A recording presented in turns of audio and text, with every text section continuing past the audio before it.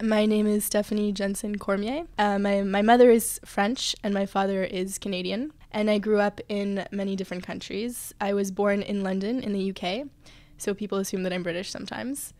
My father is a Canadian diplomat, and my mom switches jobs whenever we switch countries.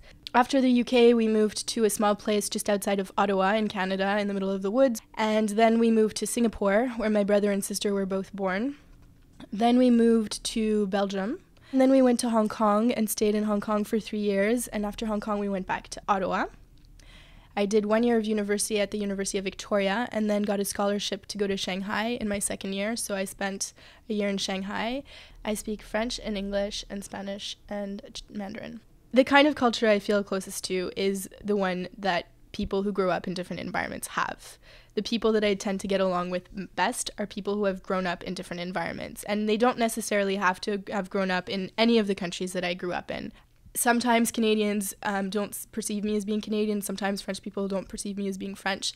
And sometimes I feel very much Asian because there are certain foods that I like and certain words that you can only find in Chinese that you can't really explain in other languages.